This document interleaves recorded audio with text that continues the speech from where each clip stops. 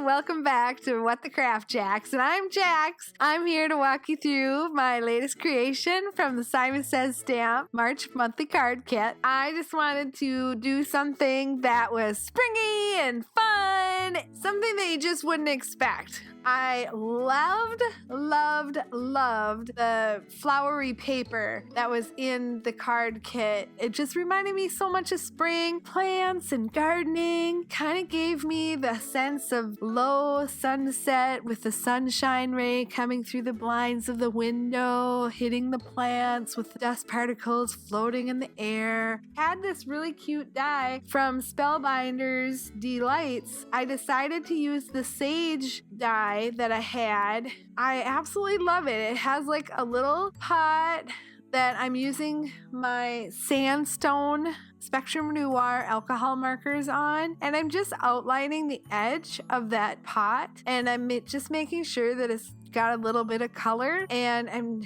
outlining that, and then I'm taking my blender and loosening up the color just so it blends a little bit, and then I'm just going over it and over it with the same color. There's no other color here. I'm not a huge colorist or nothing like that. I just like to use markers to color. I'm not technical or nothing. But then I'm taking the lavender color and I'm coloring in the hello sign that's going to go inside the pot. And I decide that that's just too much lavender. So I take my blender and I'm taking away some of the color. So that's going to erase some of the color on there. And that's the glory of alcohol markers. You can erase and you can blend. And to make that gardening pot stand out a little bit better, I decided to take my ink blender that I got in the Tim Holtz Distress Ink Kit. And I'm distressing the edges of all of the items just so it stands out from the orange peel cardstock that came in the kit. So I'm just using some old paper that I had messed up when I was trying to do one of my first cards, because even though you see these cards, there are a lot of other cards you don't see because I just really messed them up. So I'm trying to reuse some of that paper. And you can see here I am building a template out of scrap paper that I just had laying around because I wanted to create that soft table that the plant is sitting on next to the window. And what you're seeing is basically the flowers are the drapes. I'm pulling out all these different kinds of stencils that I have. Those are my firefly stencils, and I had this other stencil that I received in the Vintalogic or Vintalogi stamp set, and I decided I want to use those. Those more represent blinds in some sense, maybe in the 70s or something like that.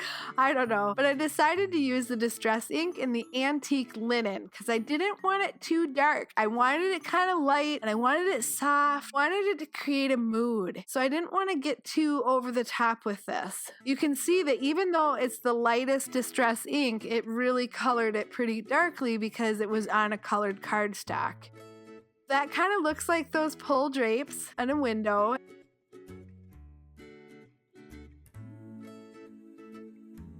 I'm introducing the little flowers that I die cut earlier out of the paper that I found in the card kit. So I'm putting some foam tape on the back of the gardening pot and I'm making sure that it stands out from the card just to give it some dimension and so that I can put the little sage strands in the back. I'm taking out my precision tip applicator, which I love. Everybody knows. I'm putting some matte gel medium on the back of that card. Now I'm starting from the very back. This is going to be my background. They are going to be stuck directly onto the card.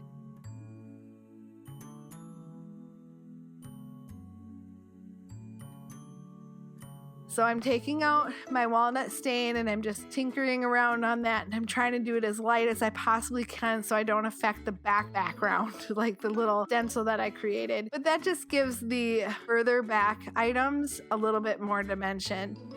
Here I'm taking a little piece of foam tape and I'm putting that on the sign so that peeks out. I'm pretty happy with the pieces in the back.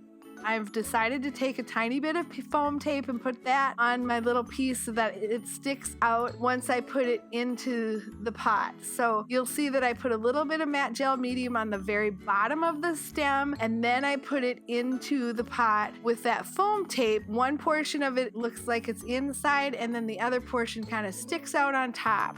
And I'm going to do the very same thing with the strand that I'm working on right now, which is like surgical precisions.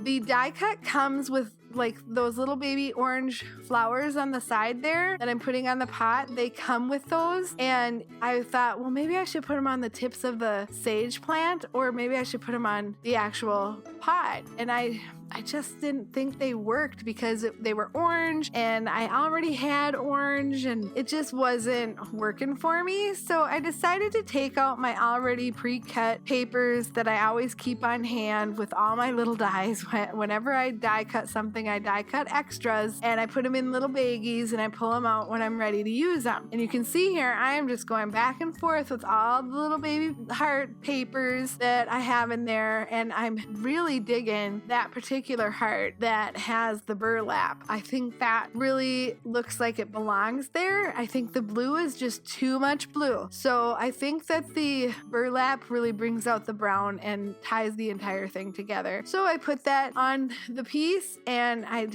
glue that up, and there you go. Hello, folks.